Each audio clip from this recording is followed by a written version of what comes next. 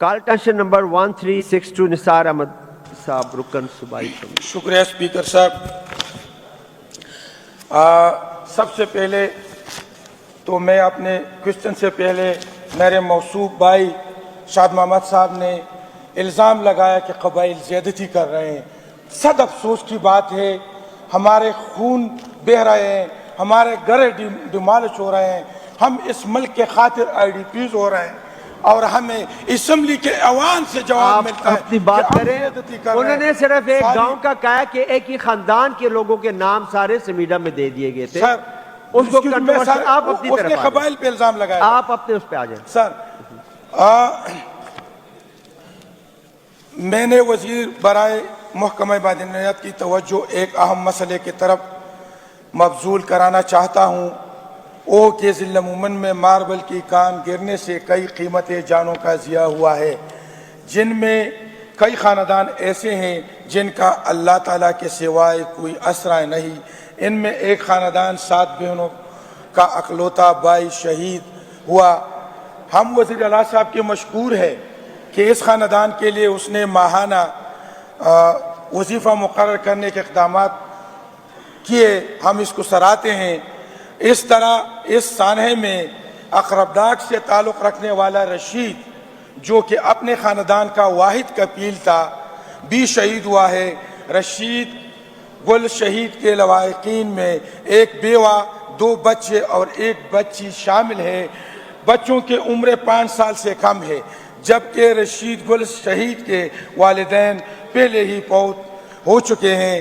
لہٰذا حکومت رشید گل شہید کی بیوہ اور یتیم بچوں کے لیے بھی ماہانہ وظیفہ مقرر کرے، کیونکہ اس خاندان کا اللہ تعالیٰ کے سوا کوئی آسرا نہیں اور نہ ہی ان کے بچے محنت مزدوری کے قابل ہیں. جی شوکت یوسف صاحب جی جواب دیں.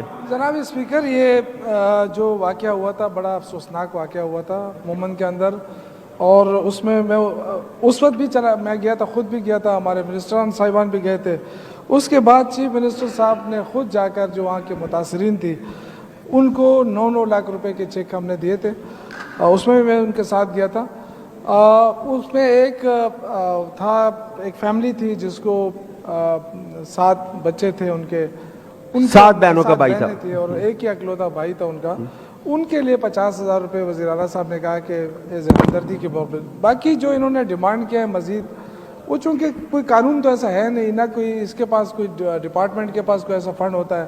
یہ ضرور ہے بیت المال ہے یا کوئی اور اس طرح جو ادارے ہیں ان تک اپروچ کی جا سکتی ہے. یہ کیس بنائیں، اگر بیت المال کے پاس وہ کرنا ہے تو اس میں بھی آپ کی ہیلپ کر سکتا ہوں، جو بھی ہوگا اس سے، کیونکہ ڈپارٹمنٹ جو ہے وہ آپ کو اس طرح نہیں کر سکتا، ڈائریکٹلی نہیں کر سکتا. سار خان صاحب.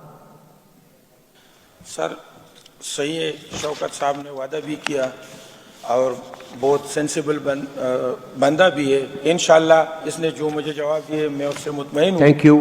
میں FATA students, ex FATA students کے حوالے سے پنجاب میں جو ہمارا کوٹا تھا اس کو ختم کیا گیا ہے اور ہمارے اسٹوڈنٹس ادھر پہ 2 ہفتوں سے دھرنے دیے ہوئے بیٹھے ہیں یونیورسٹی کے سامنے.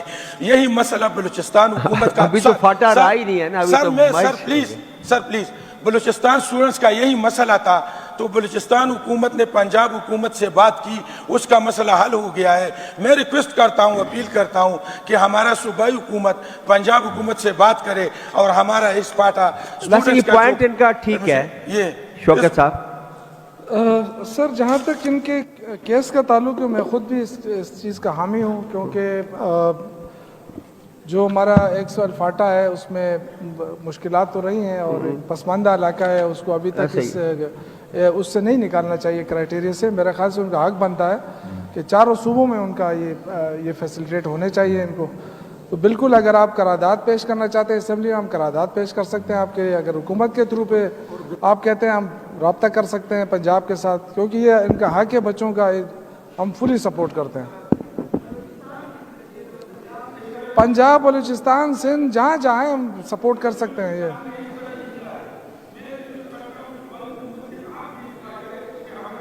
میں نے آپ سے کہا نا کہ ہم بھی رابطہ کریں گے. اگر اسمبلی قرارداد پیش کرنا چاہتی ہے تو اس کے لیے بھی ہم تیار ہیں، نو ایشو. اوکے کریں گے سر.